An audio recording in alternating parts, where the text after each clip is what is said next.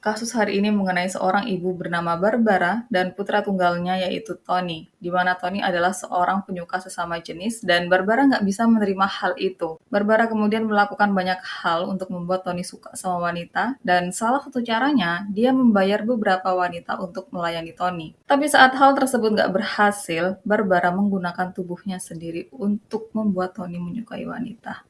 Dan akhir dari hubungan mereka adalah tragedi yang menghantui semua orang di sekitar mereka.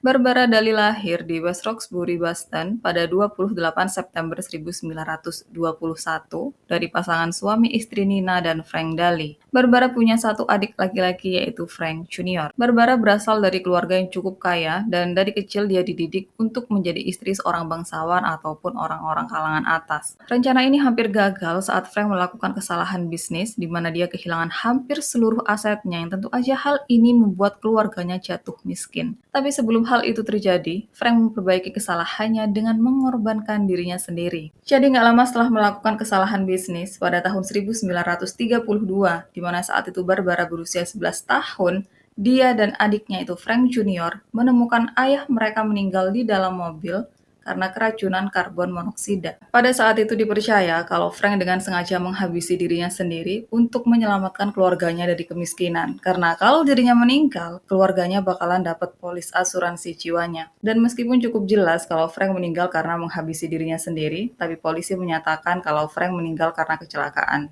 Yang karena hal tersebut, Nina, Barbara, dan Frank Junior mendapatkan polis asuransi jiwa Frank Senior. Masing-masing dari mereka mendapatkan $60.000, yang mungkin kalau sekarang sekitar 2 jutaan dolar. Setelahnya Nina membawa anak-anaknya untuk pindah ke New York, yang selama di sana mereka tinggal di Delmonico Hotel. Delmonico Hotel sendiri adalah hotel termewah dan termahal di New York pada saat itu, yang sekarang bangunannya udah nggak ada.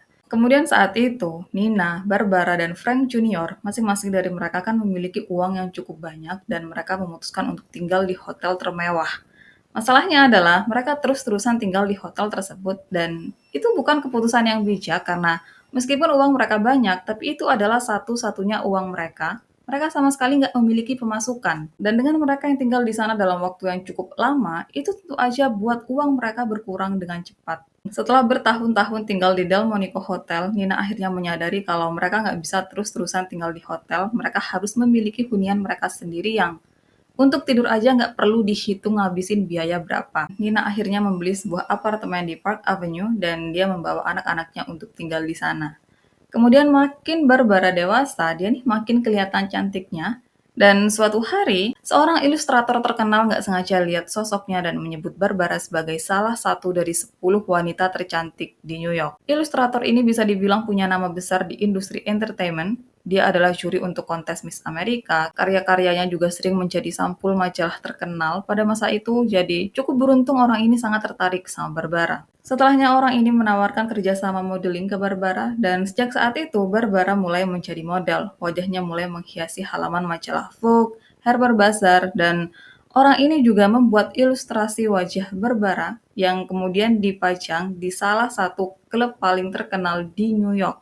Dan itu pun dipajangnya di pintu masuk. Klub itu sendiri biasanya dihadiri oleh orang-orang kalangan atas, entah selebriti, seniman, politikus, bangsawan, dan dengan gambar Barbara yang kemudian dipajang di bagian depan pintu masuk, orang-orang tersebut kemudian penasaran dengan sosok Barbara. Dan dari sini tawaran pekerjaan modeling untuk Barbara makin bertambah, juga pergaulannya makin luas. Setelahnya Barbara mendapat tawaran untuk membintangi sebuah film Hollywood. Yang karena hal ini, Nina kemudian menemani Barbara untuk terbang ke Hollywood. Selama di Hollywood, Barbara sempat melakukan satu kali take bersama salah satu aktor terkenal pada masa itu. Tapi setelahnya, Barbara ngerasa kalau dirinya nggak cocok sama Hollywood, dirinya nggak cocok untuk menjadi aktris. Makanya dia memutuskan untuk kembali ke New York untuk melanjutkan profesi modelnya. Dan untuk selanjutnya, lingkungan pertemanan Barbara makin meningkat. Dia mulai bergaul dengan orang-orang kalangan atas, dia mulai datang ke pesta-pesta mewah, dan ini kayak makin mendekatkan impian ibunya untuk Barbara menikah dengan orang kalangan atas. Dan hal ini segera terwujud saat Barbara memulai hubungan dengan John Jacob Astor ke-6. Sedikit ngomongin tentang John, dia dijuluki sebagai Titanic Baby karena dirinya hampir menjadi korban kapal Titanic. Orang tua John adalah Madeline dan John Jacob Astor ke-4. Mereka menikah pada akhir tahun 1911 yang setelahnya mereka pergi berbulan madu selama berbulan-bulan. Selama berbulan madu tersebut, Madeleine dinyatakan hamil dan di usia kehamilan yang kelima bulan dia bilang pengen lahiran di Amerika. Mereka sendiri pada saat itu ada di Prancis dan kebetulan pada saat Madeleine ingin pulang, kapal Titanic, kapal termewah dan termegah pada zaman itu, memulai perjalanan perdananya dan mereka berdua nggak perlu berpikir dua kali untuk langsung mencoba menaiki Titanic. Mereka berdua akhirnya naik Titanic dari Prancis dan pada saat itu John keempat adalah penumpang terkaya di Titanic. Dan seperti yang kita tahu, Titanic mengalami kecelakaan, hanya sebagian kecil dari penumpang yang bisa selamat, itu pun kebanyakan dari mereka adalah perempuan dan anak-anak. Yang di sini Madeline selamat, tapi John keempat enggak. Jadi pada saat itu, dikatakan kalau John keempat akan naik Scotch yang sama dengan istrinya, tapi petugas bilang kalau laki-laki baru boleh naik setelah nggak ada lagi perempuan dan anak-anak. Dan sayangnya sebelum hal itu terjadi, Titanic lebih dulu tenggelam dan John keempat nggak bisa diselamatkan. Tubuh John sendiri akhirnya teridentifikasi pada 22 April. Sementara untuk Madeleine, nantinya dia menyatakan kalau dalam tiap skoci yang dirinya lihat termasuk skocinya sendiri, ada ruang yang bisa diisi oleh 15-20 orang dan dirinya nggak ngerti kenapa mereka ditinggalkan. John ke-6 akhirnya lahir pada 14 Agustus 1912, 4 bulan setelah kematian ayahnya, yang di masa depan nanti dia berhubungan dengan Barbara Daly, orang yang kita bicarakan di kasus ini. Balik ke hubungan Barbara dan John, jadi Barbara adalah wanita yang sangat cantik dan John adalah pria dengan banyak uang, sebuah combo yang sempurna. Masalahnya adalah John udah menikah. John kemudian bilang sama Barbara untuk menunggu dirinya sampai perceraiannya dengan istrinya selesai, yang setelah dirinya resmi bercerai, John akan segera menikahi Barbara. John juga bilang sama Barbara kalau Barbara bersedia untuk menunggu, dirinya akan memberi Barbara uang sebesar 3 juta dolar yang itu sekarang sekitar 100 juta dolar, dan John juga menjanjikan sebuah cincin zamrud yang mahal dan langka. Dan Barbara, dia menerima tawaran ini, dia bersedia untuk menunggu John, sampai akhirnya dia ketemu sama Brooks Beckland. Untuk Brooks, dia adalah cucu dari Leo Beckland, penemu resin, kertas foto, dan hal terbesar dari temuan Leo, dia adalah penemu plastik backlit. Yang karena hal ini, dia dijuluki sebagai the father of the plastic industry. Plastik backlit sendiri adalah bahan atau benda yang selalu ada di sekitar kita, kayak telepon rumah, radio, bahkan kancing baju. Leo sendiri diketahui memiliki 3 orang anak, yaitu Jenny, George, dan Nina. Sayangnya saat Jenny berusia 5 tahun dia meninggal, jadi untuk selanjutnya, Leo membesarkan 2 anaknya, yaitu George dan Nina. Kemudian sebagai penemu besar, wajar kalau Leo berharap anak-anaknya akan mengikuti jejaknya, terutama putra satu-satunya yaitu George. Tapi sayangnya, George sama sekali nggak bisa memenuhi ekspektasi ayahnya. Beruntungnya, George memiliki putra yaitu Brooks yang dia mewarisi kecerdasan kakeknya. Dan dari sini, Brooks mulai menjadi anak kesayangan orang tuanya juga cucu kesayangan kakek dan neneknya. Brooks jago matematika dan fisika, dia sangat unggul sebagai seorang siswa dan dia digadang-gadang akan mampu menyamai bahkan menyaingi pencapaian kakeknya. Sayangnya 1 minggu sebelum mendapat gelar doktor, Brooks justru keluar dari kampus untuk mengejar impiannya menjadi seorang penulis. Dan semua orang pada saat itu kaget. Mereka kayak, kenapa? Padahal dia tinggal menunggu 1 minggu lagi untuk mendapatkan gelar doktor. Dia udah nggak melalui hal tersulitnya. Dia udah kayak tinggal nunggu. Dia kayak udah tinggal duduk manis.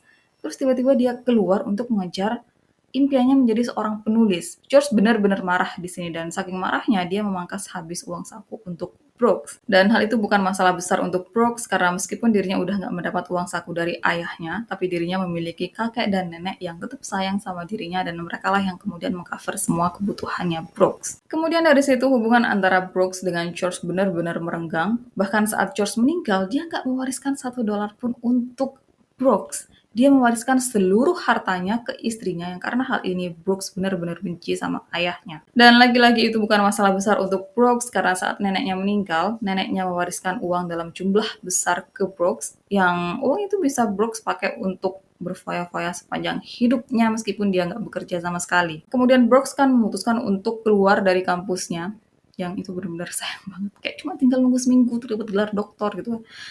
Jadi, pada saat itu alasan Brooks keluar karena dia ingin mengejar karir atau impiannya menjadi seorang penulis. Tapi kenyataannya, dia nggak pernah berusaha untuk menjadi penulis. Tahun 1942, Brooks sedang menjalani pelatihan pilot di Royal Canadian Air Force dan kakaknya yaitu Cornelia mengundang Brooks pada akhir pekan untuk datang ke rumahnya. Yang di sana, kakaknya ini bakalan kenalin Brooks sama temennya, seorang wanita cantik yang berprofesi sebagai penyair. Di hari yang udah dijanjikan, Brooks datang ke rumah kakaknya dan di sana Cornelia mengenalkan Brooks dengan temannya yaitu Barbara Daly. Cornelia sendiri adalah artis Hollywood. Pertemuan dan persahabatannya dengan Barbara dimulai saat Barbara ada di Hollywood untuk waktu singkat, waktu dia ditawari untuk membintangi sebuah film, tapi karena dia ngerasa nggak cocok, dia akhirnya pulang. Nah, dalam waktu singkat itu, Barbara membangun hubungan pertemanan dengan Cornelia. Dan selama mereka berteman, Cornelia melihat kalau Barbara adalah sosok yang sangat cantik, dia adalah sosok yang sangat baik, dia berbakat, dan cocok untuk Barbara bersanding dengan Brooks. Makanya Cornelia menjodohkan Barbara dengan Brooks. Pada pertemuan itu, Barbara dan Brooks langsung tertarik secara fisik. Mereka sama-sama nggak bisa mengelak kalau masing-masing dari mereka adalah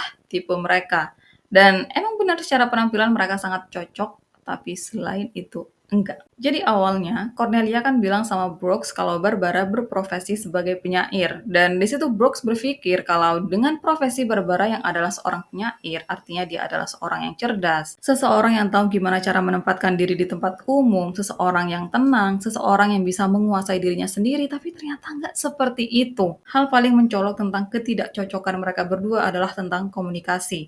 Jadi mereka berbeda pemikiran dan cara pandang hidup. Obrolan mereka nggak nyambung, Barbara ngomongin apa, Brooks ngomongin apa. Tapi meskipun tahu kalau mereka sama sekali nggak memiliki kecocokan selain dalam hal fisik, mereka tetap bertahan di hubungan tersebut. Nggak lama setelah mereka memulai hubungan, Brooks ditempatkan di California Utara, dan nggak lama setelahnya dia mendapat surat dari Barbara yang di situ Barbara bilang kalau dirinya lagi hamil. Sebagai seorang pria yang bertanggung jawab, seorang pria terhormat, Brooks akhirnya berjanji sama Barbara kalau dirinya akan segera menikahi Barbara. Dan mereka emang benar-benar menikah, tapi dengan sangat buru-buru. Pada saat itu, mereka baru 6 minggu berkenalan, mereka baru 6 minggu memulai hubungan, dan mereka langsung menikah. Mereka menikah pada 1942, yang dalam surat nikahnya, Barbara menyatakan kalau profesinya adalah penyair, dan Brooks menyatakan kalau profesinya adalah penulis. Dua manusia ini yang sama-sama nggak terlahir sebagai penulis atau penyair, mereka benar-benar pengen jadi penulis dan penyair, dan mereka sama-sama nggak berusaha untuk menjadi itu. Brooks sama sekali nggak berusaha untuk menjadi penulis, Barbara sama sekali nggak berusaha untuk menjadi penyair. Mereka kayak sekedar ingin, sekedar bermimpi, tapi mereka nggak mau mengejar impian mereka itu. Kemudian setelah mereka sah sebagai suami istri, Barbara bilang sama Brooks kalau sebenarnya dirinya nggak hamil. Entah alasan Barbara apa, tapi kemungkinan karena dirinya udah merelakan John ke-6, sosok yang sangat kaya demi bisa bersama Brooks, yang ternyata setelah dia menjalani hubungan dengan Brooks, mereka memiliki banyak ketidaksamaan.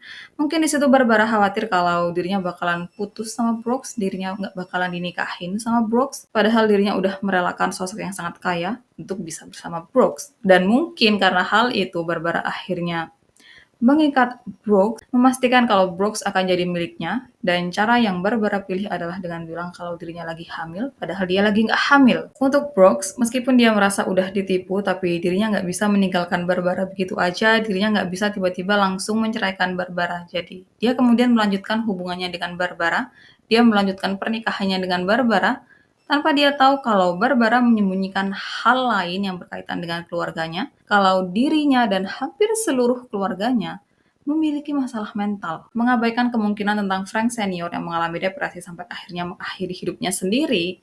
Ibunya Barbara yaitu Nina, dia didiagnosis menderita skizofrenia. Sementara untuk Barbara, dia memiliki jadwal rutin untuk bertemu psikiater yang setelah dia dirawat selama beberapa waktu, dokternya menyatakan kalau Barbara nggak boleh memiliki anak, dan kayak bisa dibayangkan separah apa masalah mental Barbara sampai dia dibilang nggak boleh punya anak sama dokternya. Dan nggak berhenti di Nina juga, Barbara, adik Barbara yaitu Frank Junior diduga kuat kalau dia juga mengalami depresi.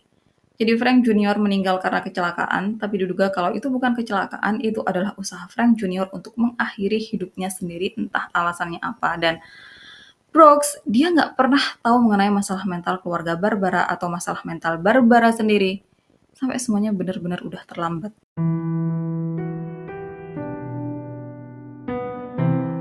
Setelah menikah, Brooks baru menyadari betapa nggak stabilnya Barbara. Jadi dia suka bersikap seenaknya tanpa tahu tempat, dia nggak bisa mengendalikan amarah dan perilakunya. Barbara juga sering bersikap keterlaluan dan keluarin kata-kata kasar. Dan awalnya Brooks masih kasih tahu Barbara untuk berhenti melakukan hal itu, untuk menjaga sikapnya. Tapi lama-lama, Brooks kayak udah capek sama Barbara dan hal-hal tersebut kemudian mengarah ke pertengkaran dan mereka bertengkar di tempat umum yang itu kemudian membuat orang-orang bisa melihat dan menilai kalau hubungan pernikahan mereka nggak baik-baik aja. Selama waktu itu, Barbara diketahui sangat suka mengadakan pesta mewah di kediamannya dan dia juga diketahui sangat suka membuat game-game aneh. Salah satu game aneh yang Barbara buat, jadi dia bakalan kumpulin beberapa laki-laki, dia suruh laki-laki tersebut untuk berdiri jajaran, terus dia bakalan tutup bagian tengah sampai atas tubuh laki-laki tersebut sampai menutup wajahnya. Sementara bagian bawah tubuh laki-laki tersebut bakalan dibuka atau dilepas, yang hal ini kemudian menunjukkan organ intimnya. Barbara kemudian memanggil para istri dari laki-laki yang sedang berdiri tersebut, dan para istri diminta untuk menebak yang mana suami mereka berdasarkan organ intim yang ada di depan mereka. Kemudian suatu hari, Barbara, Brooks, dan beberapa teman mereka makan di restoran. Yang selama waktu itu, Brooks kemudian bercanda ke temannya. Dia bilang kalau siapapun wanita pertama yang melewati pintu masuk restoran, bakalan dia tidurin. Dan dengar hal itu, Barbara benar-benar marah. Dia kemudian bilang kalau dirinya bisa melakukan hal itu juga. Barbara bilang kalau mobil pertama yang melewati jalanan, kalau pengemudinya adalah laki-laki, dirinya bakalan masuk dan tidur sama laki-laki tersebut. Jadi Barbara langsung lari ke tengah jalan dan dia berhentiin mobil pertama yang lewat dan di dalamnya ada 4 laki-laki. Barbara kemudian masuk ke dalam mobil dan dia pergi dengan mobil tersebut. Beberapa jam setelahnya, Barbara balik ke kediamannya bersama Brooks dan di situ dia bilang kalau dirinya nggak melakukan apapun sama mereka berempat, dirinya berubah pikiran, jadi mereka berempat anterin dirinya pulang dan masalahnya itu udah terjadi beberapa jam lalu dan gak ada yang benar-benar bisa menjamin kalau selama berjam-jam Barbara di luar bersama 4 laki-laki asing, nggak terjadi apapun. Kemudian selama waktu itu, mereka berdua diketahui suka berpindah-pindah tempat tinggal dan ini bukan pindah dari kota satu ke kota lainnya, tapi mereka berpindah-pindah dari negara satu ke negara lainnya. Dan pada saat itu mereka hampir memiliki rumah di seluruh Eropa. Dan kepindahan mereka itu bukan untuk kerjaan, tapi lebih ke senang-senang. Jadi misal mereka pengen menikmati musim panas di Spanyol, mereka bakalan pergi ke Spanyol. Mereka pengen menikmati musim dingin di Paris, mereka bakalan pergi ke Paris. Jadi mereka akan tinggal di tempat yang mereka pikir mereka akan suka dengan suasana atau cuaca di sana. Dan karena hal ini juga, meskipun mereka udah bertahun-tahun menikah, mereka belum memiliki hunian utama.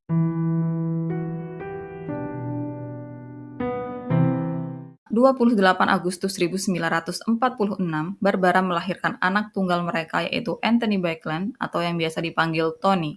Pada awal kelahirannya, Brooks dan Barbara benar-benar memfokuskan perhatian mereka ke Tony. Mereka menunjukkan peran sebagai orang tua sebenarnya dan mereka sangat terobsesi untuk menunjukkan kalau Tony lebih baik dari anak manapun. Tony berbicara lebih cepat dibanding anak-anak seusianya yang orang tuanya kemudian menyebut dia sebagai jenius. Kemudian Barbara dan Brooks, mereka kan sering mengadakan pesta dan di situ mereka pasti bakalan bawa Tony yang hal ini kemudian membuat Tony jadi pinter bersosialisasi, jadi pinter ngomong, mampu mengimbangi pembicaraan dengan orang yang lebih dewasa dan untuk topik apapun. Dan hal ini lagi-lagi membuat orang tuanya sangat bangga. Brooks dan Tony memiliki ikatan intelektual, jadi Tony mewarisi kecerdasan keluarga Backlund. Dan selain itu, Tony juga Brooks, mereka berdua berbagi kesukaan tentang alam. Di usia Tony yang keempat tahun, dia udah mampu untuk keluar sendiri dan mempelajari hewan-hewan di sekitarnya. Dan pada saat itu, dia sangat suka serangga, juga burung. Selama waktu ini, Brooks sering cerita ke teman-temannya tentang pencapaian Tony, tentang betapa cemerlang dan briliannya dia. Dan pada saat itu sebenarnya ada satu cerita yang membuat teman-temannya khawatir, tapi Brooks sama sekali nggak melihat ada yang perlu dikhawatirkan dari hal tersebut. Jadi dalam salah satu ceritanya mengenai Tony, Brooks bilang kalau Tony dengan sengaja menarik sayap dari lalat untuk mengetahui apakah setelahnya lalat tersebut bisa menjaga keseimbangan atau enggak.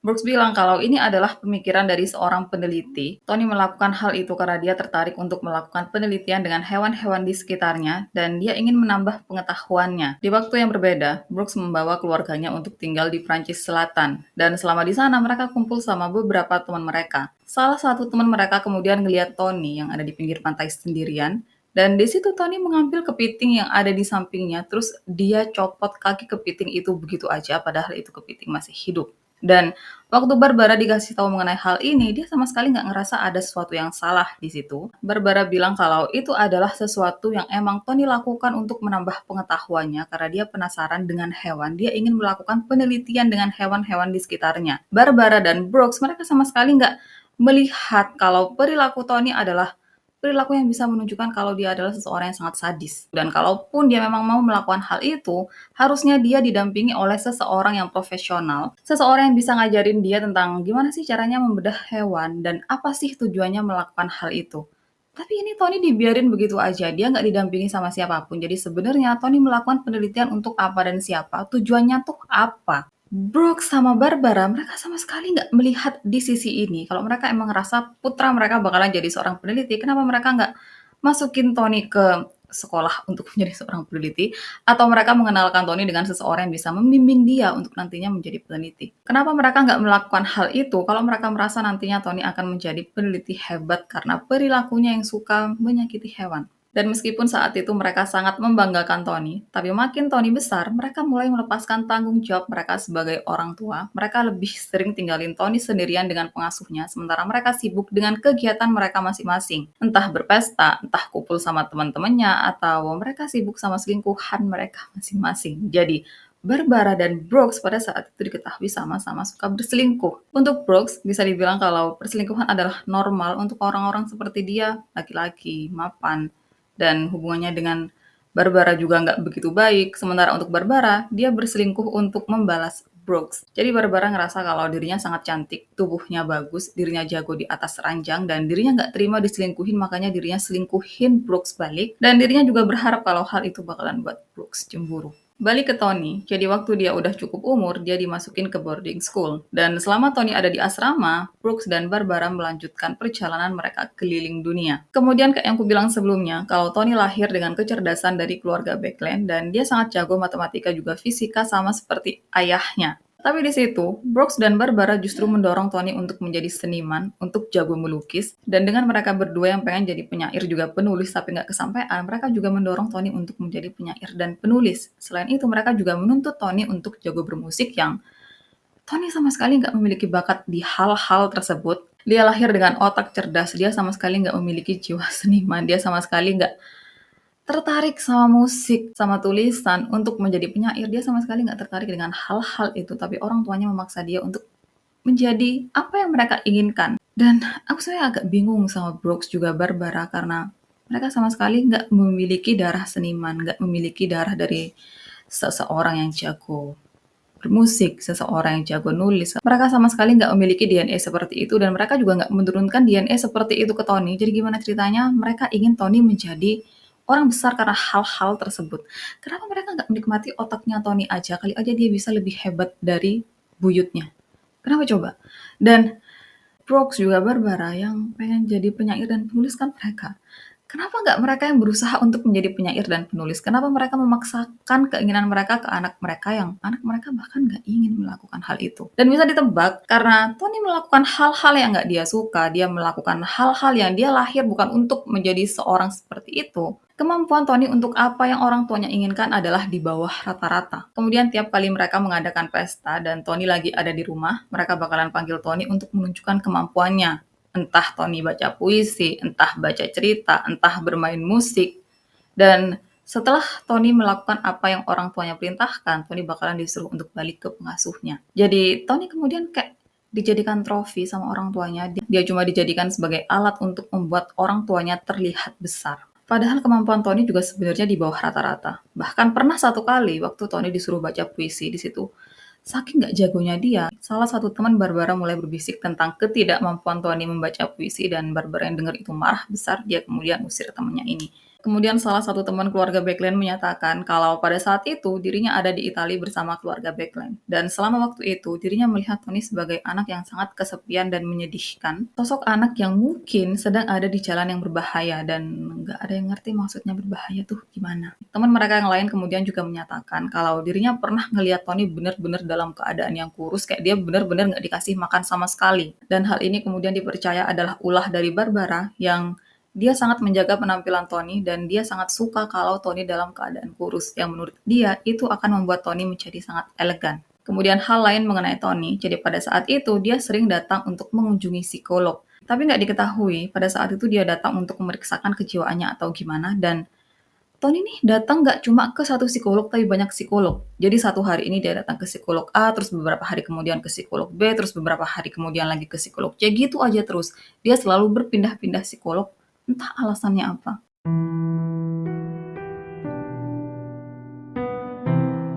Sejak berusia 8 tahun, Tony sadar kalau dirinya adalah seorang gay, dan sejak berusia 14 tahun, dia udah aktif melakukan hubungan badan dengan orang-orang seumurannya. Entah dengan teman-teman sekolahnya yang juga penyuka sesama jenis, atau dengan siapapun yang bersedia untuk dirinya bayar. Kemudian awalnya, Barbara dan Brooke sama sekali nggak mengetahui hal ini, tapi setelah mereka tahu, mereka bisa menerima sekaligus nggak menerima, tapi di sisi yang berbeda-beda. Untuk Brooks, dia bisa menerima kalau Tony adalah seorang gay, tapi untuk selanjutnya dia nggak bisa lagi menerima kehadiran Tony, dia nggak mengakui Tony sebagai anaknya lagi, dia nggak pernah ngomongin tentang Tony lagi, dan dia selalu menyebut Tony sebagai anak Barbara. Sementara untuk Barbara, dia masih mengakui dan menganggap Tony sebagai putranya, tapi dia nggak bisa menerima kalau putranya adalah seorang gay. Barbara lebih percaya kalau Tony adalah seorang bisex, dan salah satu cara yang dia gunakan untuk membuat Tony kembali ke jalan yang benar, untuk membuat Tony suka sama cewek, Barbara membayar beberapa wanita untuk datang ke rumahnya dan melayani Tony. Barbara berpikir kalau Tony tahu gimana rasanya tidur sama cewek, dia bakalan berhenti tidur sama cowok, dia nggak bakalan suka lagi sama cowok, dan dia bakalan suka juga tidur sama cewek. Pada tahun 1960, Brooks dan Barbara menjadikan kediaman mereka di Paris sebagai kediaman utama mereka. Dan pada tahun itu, Brooks berselingkuh dengan anak seorang diplomat Inggris yang usianya jauh di bawah dia. Dan sebenarnya nggak terlalu jelas mengenai perbedaan usia di antara mereka, karena satu sumber menyatakan gadis tersebut baru berusia 15 tahun. Sementara sumber lainnya menyatakan kalau gadis tersebut berusia 15 tahun lebih muda dari Brooks. Kemudian saat Brooks berselingkuh dengan anak diplomat ini, dia berencana untuk menikahi gadis tersebut, dan dia berencana untuk menceraikan Barbara. Brooks kemudian mengungkapkan hal ini ke Barbara. Dia bilang kalau dirinya bakalan nikah sama si anak diplomat dan dirinya ingin bercerai dengan Barbara. Dan respon Barbara pada saat itu dia benar-benar marah, dia benar-benar kecewa. Setelahnya untuk mempertahankan pernikahannya, dia dengan sengaja melakukan upaya untuk menghilangkan nyawanya sendiri. Dia minum obat dalam jumlah banyak yang setelahnya dia overdosis dan masuk rumah sakit. Yang karena hal ini, Brooks akhirnya membatalkan niatnya untuk bercerai dengan Barbara, dia putus sama si anak diplomat itu. Tapi meskipun begitu, Brooks tetap melakukan perselingkuhan, tapi ini sama kayak perselingkuhan-perselingkuhan sebelumnya, cuma sekedar berselingkuh, nggak ada niatan untuk menikahi selingkuhannya dan menceraikan Barbara. 1964, saat Tony berusia 18 tahun, dia udah bebas pergi kemanapun yang dirinya mau tanpa orang tuanya. Dan pada 1967, saat dia berusia 21 tahun, saat itu orang tuanya ada di Swiss, sementara Tony pergi ke resort mereka yang ada di Spanyol. Dan selama di Spanyol, Tony kemudian bertemu dengan seorang pria asal Australia, yaitu Jack Cooper, yang dia adalah seorang bisex. Pada saat itu, Jack tinggal di sebuah rumah pertanian terbengkalai bersama beberapa kelompok hippie. Dan mereka di sana mengkonsumsi obat-obatan secara bebas, mereka juga melakukan free sex dengan siapapun yang mereka mau dan nggak harus berdua aja, bisa bareng-bareng. Kemudian dalam kelompok hippie tersebut, anak-anak mudanya sangat mengagumi Jack karena menurut mereka, Jack bisa menggunakan ilmu hitam yang bahkan Jack udah menghabisi 3 nyawa orang menggunakan ilmu hitamnya. Kemudian selama Tony berkumpul dengan orang-orang hippie tersebut, dia merasa sebagai orang yang paling unggul. Karena kalau dibandingkan dengan dirinya yang sekolah seni, sekolah musik, dan lain-lain, orang-orang hippie tersebut bisa dibilang kurang berpendidikan dibanding Tony. Dan meskipun Tony juga nggak jago-jago amat dalam bermusik, dalam bikin puisi, dalam menulis, tapi kalau dibandingkan sama orang-orang hippie di sekitarnya, dirinya jauh ada di atas mereka. Dan dengan pengalaman Tony yang dia nih sering berpindah-pindah negara, itu juga kemudian buat dia menguasai beberapa bahasa asing, yang ini makin mengagumkan di mata orang-orang hippie tersebut. Jadi, Tony merasa sangat istimewa di situ. Teman-teman keluarga Backline yang mengetahui tentang lingkungan pertemanan baru Tony ngerasa khawatir karena mereka melihat kalau Jack dengan sengaja memanfaatkan Tony. Salah satu dari mereka kemudian menelpon Barbara dan cerita tentang apa yang terjadi. Dan setelahnya, Barbara langsung pergi ke Spanyol untuk menjemput Tony. Gak lama setelahnya, Tony memulai hubungan pertamanya dengan seorang wanita asal Spanyol bernama Sylvie. Dan di situ Barbara benar-benar senang, dia merasa karena akhirnya usahanya berhasil, akhirnya anaknya suka sama cewek. Suatu hari, orang tua Sylvie mengundang Tony dan Barbara untuk datang ke rumah mereka untuk makan malam bersama. Dan selama waktu itu, Barbara selalu ngomongin tentang betapa briliannya Tony, betapa mengagumkannya Tony, betapa kayanya Tony, dan Sylvie sangat beruntung bisa mendapatkan Tony. Di situ Barbara juga mendorong untuk mereka segera menikah, padahal pada saat itu mereka baru aja memulai hubungan. Dan saking senangnya Barbara dengan hubungan antara Tony dengan Sylvie, saking senangnya dia dengan kehadiran Sylvie, Barbara mulai mengundang Sylvie untuk datang ke rumahnya, untuk nginep di rumahnya, untuk lakuin banyak hal bersama keluarganya, dan hal ini justru jadi bumerang. Dia berpikir kalau hal tersebut akan memuluskan jalan atau hubungan antara Tony dengan Sylvie, justru hal tersebut merusak rumah tangganya karena Sylvie berselingkuh dengan Brooks. Karena perselingkuhan ini dan ada kemungkinan kalau Brooks bakalan tinggalin Barbara, Barbara kembali melakukan pengancaman dengan nyawanya sendiri. Dia minum obat dalam jumlah besar, overdosis, terus masuk rumah sakit. Dan Sylvie dia juga melakukan hal itu. Dia dengan sengaja mengkonsumsi obat-obatan dalam jumlah besar, terus setelahnya overdosis dan masuk rumah sakit. Dan Brooks, dia pada saat itu direbutin sama dua cewek yang sama-sama gila. Sama-sama berusaha untuk mendapatkan dirinya dengan cara menukar nyawa mereka. Dan Brooks, dia lebih memilih Sylvie dan menceraikan Barbara. Yang selama waktu ini, Tony bilang sama ayahnya untuk kembali sama ibunya. Kasihan ibunya, tapi Brooks sama sekali nggak peduli. Dia langsung menyingkirkan Tony dan Barbara begitu aja dari hidupnya.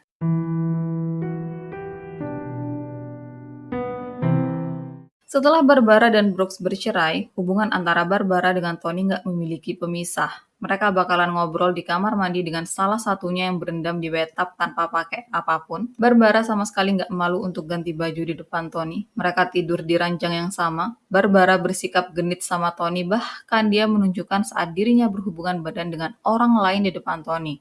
Menunjukkan kalau sangat enak berhubungan dengan cewek. Kemudian untuk selanjutnya, dipercaya karena usaha Barbara untuk membuat Tony suka lagi sama cewek nggak berhasil, Barbara yang sangat percaya diri dengan tubuhnya, dengan kecantikannya, dengan kemampuannya di atas ranjang, akhirnya dia menggunakan badannya sendiri.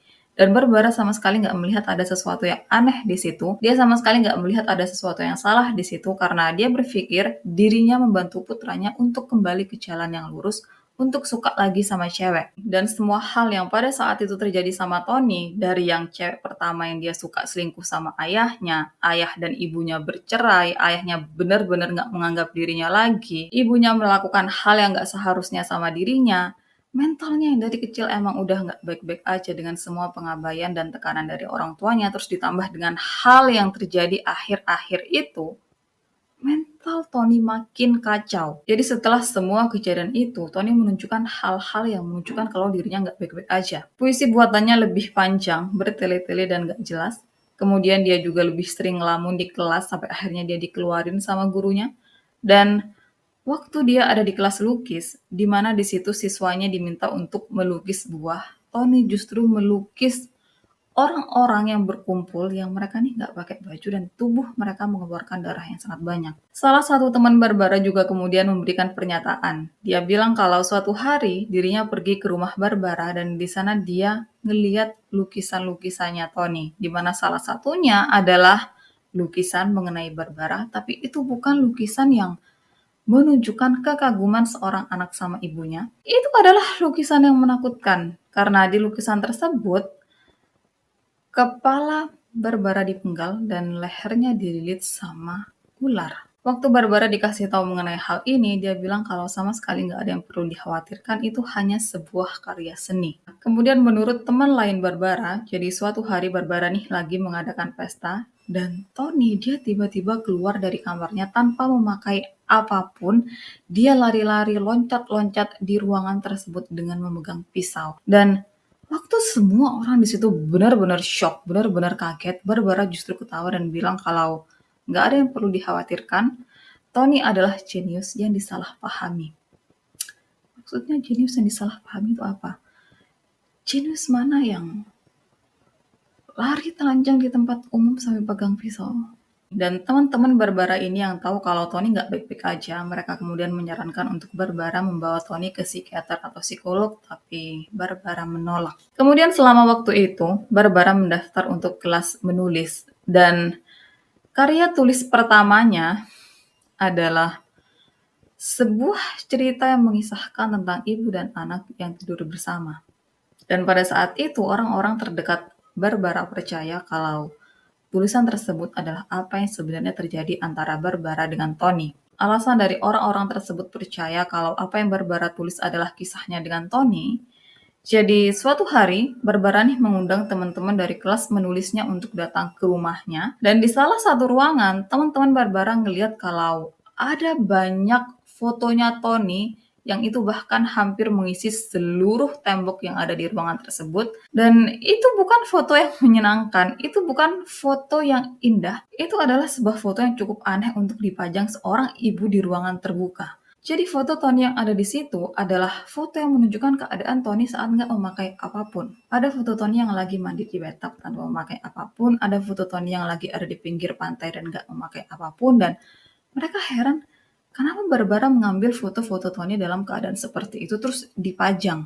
Di momen lain, Barbara juga bilang sama teman-temannya tentang dirinya yang tidur sama Tony dan dia merasa kalau hal itu untuk kebaikan Tony, untuk dia bisa suka lagi sama perempuan. Dan Tony sendiri, dia pernah ngomongin hal ini ke salah satu teman terdekatnya. Dia bilang tentang ibunya yang meniduri dirinya dan dirinya benar-benar nggak tahu harus gimana. Dirinya nggak tahu harus berbuat apa dan dirinya benar-benar putus asa saat itu. Makanya di situ orang-orang percaya kalau apa yang Barbara tulis adalah kisahnya bersama Tony.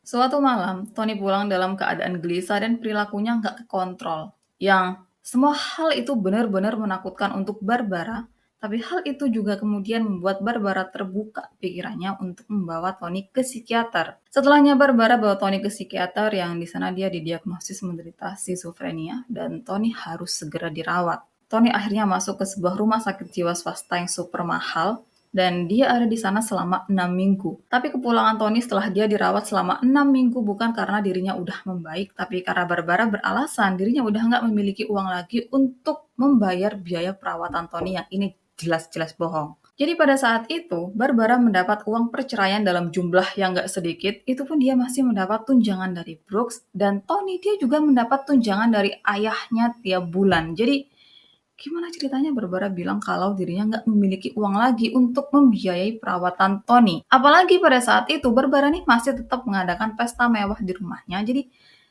kenapa kamu bilang kamu udah nggak punya uang tapi kamu masih sibuk untuk menjamu tamu-tamumu di rumahmu dengan pesta yang sangat mewah. Dan kalau mau menebak, mungkin karena pada zaman itu ketemu sama psikolog dan psikiater aja udah cukup memalukan, udah cukup membuat mereka dicap gila dan semacamnya. Dengan Tony yang masuk rumah sakit jiwa dan keluarga mereka yang adalah orang-orang kalangan atas, mungkin hal ini sangat memalukan. Jadi Barbara akhirnya mengeluarkan anaknya dengan alasan dirinya nggak memiliki uang lagi. Padahal itu jelas-jelas nggak mungkin karena dirinya tetap mengadakan pesta besar dan mewah. Sementara untuk Brooks, waktu dia dengar kabar kalau Barbara udah nggak memiliki uang lagi untuk merawat Tony di rumah sakit jiwa, Brooks sama sekali nggak peduli. Dia nggak mau mengeluarkan uang sedikit pun lagi untuk putranya. Dia nggak mau menambah uang saku dari jumlah yang udah disepakati saat mereka bercerai. Dan di situ Brooks juga bilang kalau sebenarnya dirinya nggak percaya kalau Tony mengalami masalah mental. Yang dia percaya, Tony memang lahir dalam keadaan seperti itu. Dia lahir untuk menjadi jahat. Dia lahir untuk menjadi anak yang bermasalah. Dan masih menurut Brooks, mendatangi seorang psikiater adalah tindakan tidak beradab dan tidak bermoral. Makanya dia setelahnya nggak mau lagi dihubung-hubungkan dengan Tony ataupun Barbara. Dia benar-benar menyingkirkan mereka berdua dan fokus ke keluarga barunya. Dan ini sebenarnya cukup miris kalau ngelihat gimana sejarahnya Brooks karena dia benci sama ayahnya yang nggak peduli sama dirinya yang bahkan nggak mau kasih sepeser pun warisan ke dirinya. Tapi sekarang dirinya juga melakukan apa yang ayahnya lakukan ke anaknya. Dia nggak ada di samping anaknya saat anaknya membutuhkan dirinya. Dia benar-benar mengabaikan anaknya begitu aja. Kemudian untuk Tony, dia keluar dari rumah sakit dalam keadaan yang benar-benar marah dan penuh dendam sama ibunya karena kenapa dirinya dimasukin ke rumah sakit jiwa. Dan dari situ, sikap Tony ke ibunya benar-benar kasar. Tony pukulin ibunya sampai pingsan.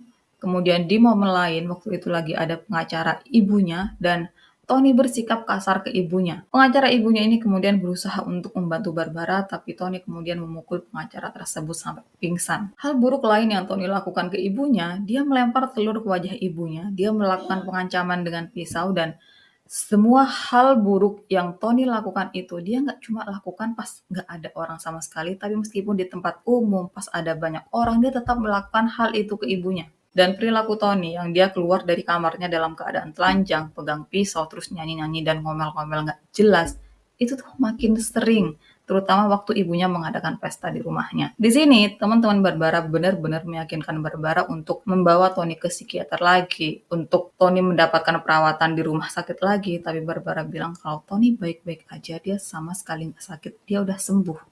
1972, Barbara membawa Tony untuk pindah ke London, di mana saat itu mereka menempati sebuah penthouse mewah. Yang ini jadi bukti kalau Barbara nggak kehabisan uang. Jadi kenapa dia bilang kalau dia nggak memiliki uang lagi untuk merawat atau membiayai perawatan Tony di rumah sakit jiwa. Dan selama di London ini, perilaku Tony jadi lebih kasar dari sebelumnya. Dia tusuk mata ibunya pakai pen. Dia juga kemudian dorong Barbara ke jalan raya yang waktu itu ada banyak mobil lalu lalang. Dan Tony sempat akan dibawa ke kantor polisi, tapi Barbara kemudian berusaha untuk Tony nggak ditahan. Dia menyatakan kalau dirinya nggak terluka sama sekali, Tony nggak menyakiti dirinya. Akhir musim panas 1972, Tony mengalami katatonik. Dia duduk di tangga dan dia cuma gerak maju mundur kayak gini. Dan setelahnya dia nggak bisa diajak untuk berkomunikasi.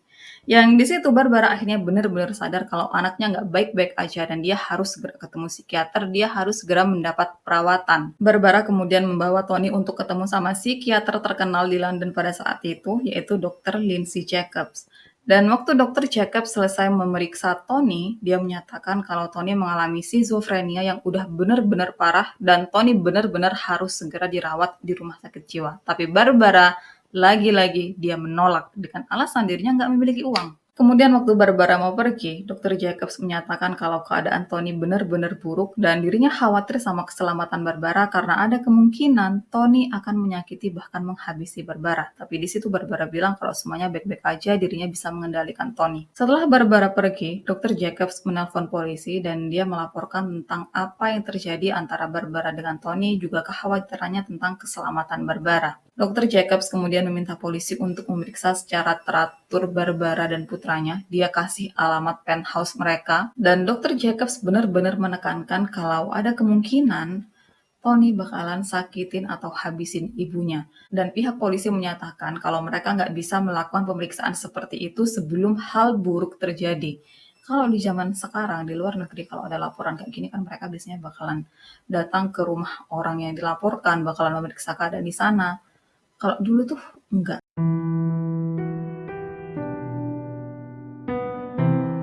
15 November 1972, karena keadaan Tony yang makin gak kekontrol, Barbara akhirnya sadar kalau Tony benar-benar harus dirawat di rumah sakit jiwa. Pada hari itu, Barbara akhirnya menelpon Dr. Jacobs dan dia menyetujui untuk membawa Tony ke rumah sakit jiwa. Dr. Jacobs akhirnya mulai menjadwalkan tentang perawatan Tony dan dia dijadwalkan untuk masuk ke rumah sakit jiwa pada 20 November.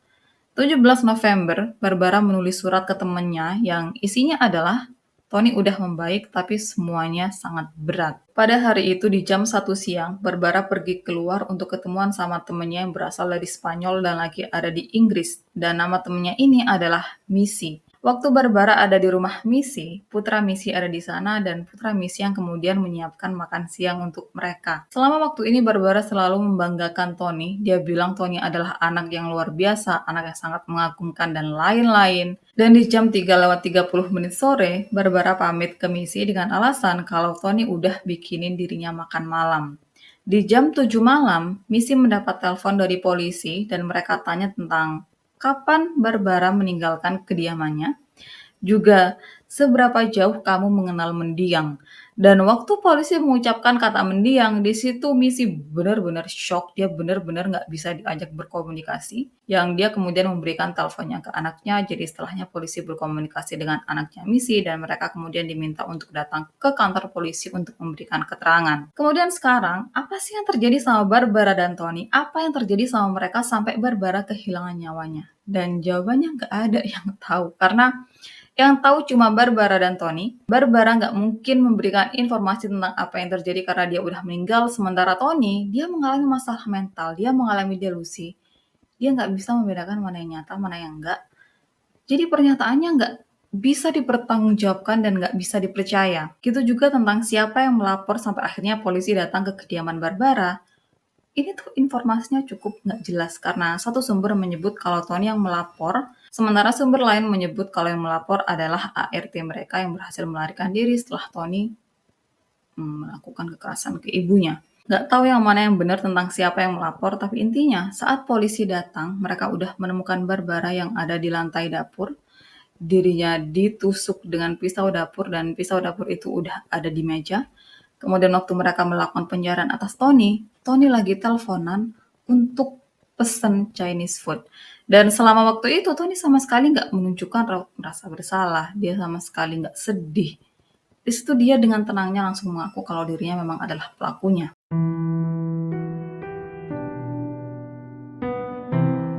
Selama penangkapannya, Tony mengirim surat ke neneknya atau ke ibu Barbara yaitu Nina untuk menjelaskan kejadian pada hari itu. Dalam surat tersebut, Tony menyatakan kalau dirinya tertekan, dirinya ada di bawah pengaruh ibunya. Ibunya benar-benar mengendalikan hidupnya, tapi meskipun begitu, dirinya sangat mengagumi ibunya dan akan selalu begitu. Untuk kejadian pada sore 17 November, Tony menulis kalau pada saat ibunya pergi, dirinya mendapat telepon aneh dari seorang temannya yang temennya Tony ini bilang kalau dia jatuh di terowongan lift.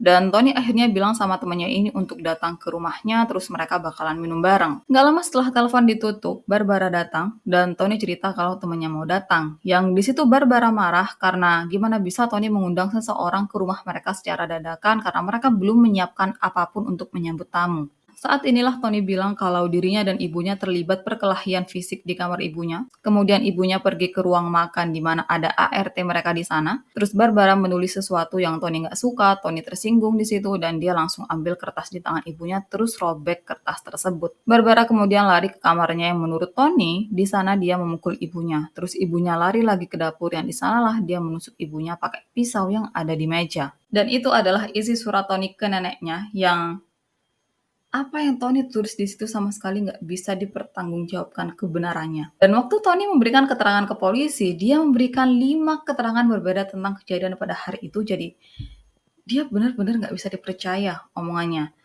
Setelahnya, Tony mulai mengingat banyak kenangan di masa lalunya. Dia mulai merasa kalau saat ini dirinya ada di masa lalu, jadi dia mulai memerankan kejadian-kejadian yang udah dia lakukan di masa lalunya.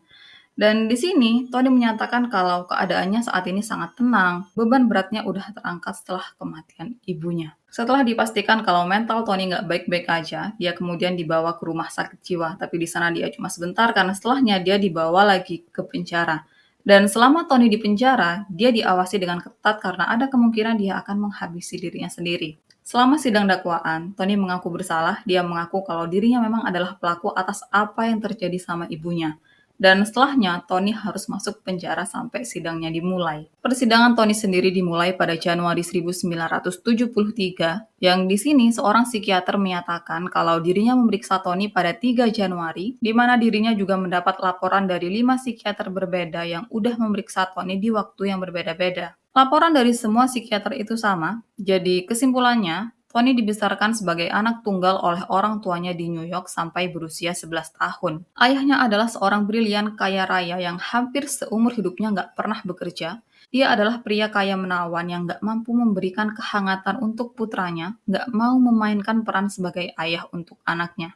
Sementara ibunya yaitu Barbara, dia adalah seorang wanita yang sangat histeris, narsistik, impulsif, sosok yang nggak mampu memainkan peran sebagai seorang ibu, sosok yang nggak mau untuk sekedar memberikan rasa aman ke putranya. Juni 1973, Tony dinyatakan bersalah. Tapi karena dia mengalami masalah mental serius, dia harus menjalani masa tahanannya di rumah sakit jiwa sambil mendapat perawatan. Dan kasus ini benar-benar jadi skandal juga pemberitaan di mana-mana karena korban adalah sosialita dengan banyak teman dari segala kalangan dan pelaku adalah anak korban sekaligus cicit dari penemu plastik backlit. Jadi ini adalah berita yang sangat sensasional. 5 tahun setelahnya, pada 1978, teman-teman Tony juga teman keluarga orang tuanya, terutama keluarganya Barbara, yang pada saat itu dipimpin oleh Nina, mereka semua menuntut agar Tony dibebaskan. Karena menurut mereka, Tony udah sembuh dan dia layak untuk hidup bebas. Dia memiliki masa depan yang cerah, dia memiliki masa depan yang panjang, jadi dia nggak perlu menghabiskan waktunya yang sangat panjang di rumah sakit jiwa. Kemudian Brooks, dia yang sebelumnya benar-benar nggak mau tahu tentang putranya, kali ini mau tahu, tapi dia dalam posisi yang berbeda dengan Nina.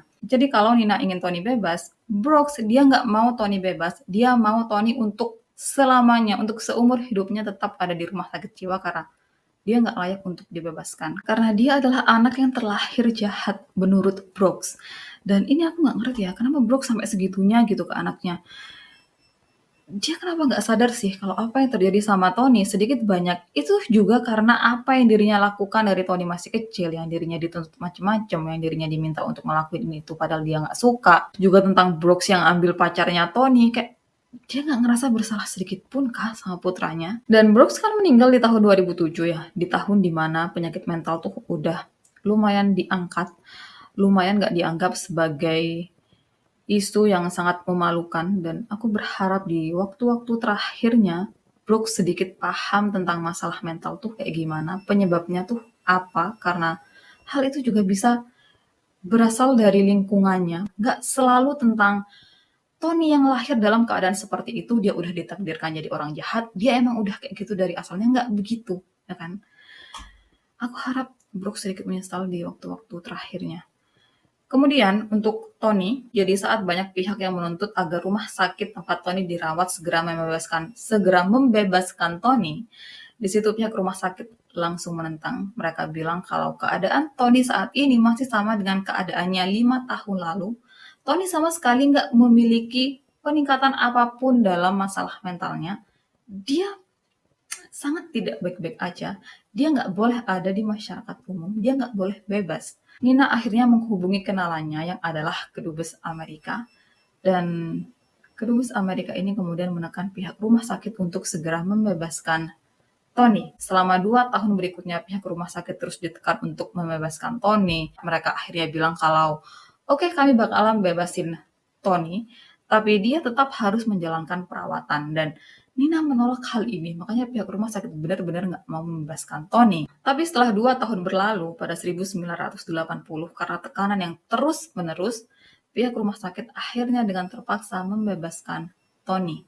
Dan setelah Tony bebas, di situ kan dia nggak memiliki apapun karena Brooks benar-benar udah nggak mau lagi berhubungan sama Tony.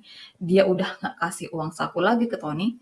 Jadi Tony dia kemudian langsung diterbangkan ke Amerika untuk tinggal bersama neneknya. Selama Tony tinggal sama neneknya, dia langsung bersikap nggak kekontrol. 3 ART Nina bahkan melarikan diri selama Tony ada di sana karena mereka benar-benar takut sama Tony. Dan setelah 6 hari tinggal sama neneknya, Tony dijemput oleh polisi karena dia menusuk Nina.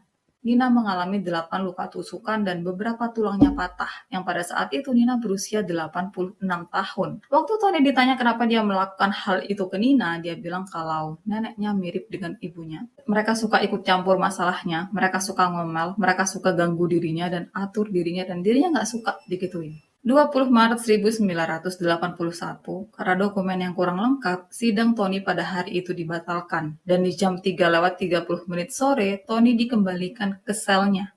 30 menit kemudian, Tony ditemukan meninggal dalam keadaan yang dia dengan sengaja melilitkan kresek atau plastik ke wajahnya, jadi dia kemudian nggak bisa bernafas. Dan dengan Tony yang meninggal karena dia mengakhiri hidupnya sendiri dengan menggunakan plastik, dipercaya kalau hal ini dilakukan untuk menyindir ayahnya, yang dimana asal kekayaan keluarga Backland adalah dari plastik, tapi salah satu pewaris mereka meninggal karena plastik. Tony sendiri kemudian mewariskan setengah dana perwaliannya ke ART rumah yang pada saat itu tinggal bersama dirinya dan Barbara. sementara setengahnya lagi dia kasih ke neneknya. Dan ini adalah akhir kasus dari Barbara, juga Tony, juga Brooks. Aku kayak, ini capek banget. Karena masalahnya tuh dari awal, Barbara dia udah tahu dia punya masalah mental. Dia udah dikasih tahu dari awal kalau dia nggak boleh punya anak. Tapi kenapa dia bikin anak? Dan kenapa juga dia memperlakukan anaknya kayak begitu? Kenapa dia tidurin anaknya sendiri? Dan Brooks, kenapa dia sejahat itu sama anaknya sendiri padahal dia tahu gimana rasanya dijahatin sama orang tuanya tuh nggak enak. Kenapa dua manusia ini yang sama sekali nggak pantas dan nggak layak untuk jadi orang tua bisa ketemu dan kemudian punya anak? Aku sama sekali nggak bisa benar-benar menyalahkan Tony di sini karena dari kecil dia udah menunjukkan tanda-tanda yang kalau dia nggak baik-baik aja, tapi orang tuanya sama sekali nggak peduli. Mereka lebih sibuk dengan urusan mereka masing-masing. Dan sedih banget. Aku sebenarnya lebih kasihan ke Tony sih daripada ke Barbara. Dan gimana menurut kalian tentang kasus ini? Apakah kalian sama kayak aku juga kasihan sama Tony? Kita ketemu di video-video lainnya. Makasih udah nonton videoku sampai akhir.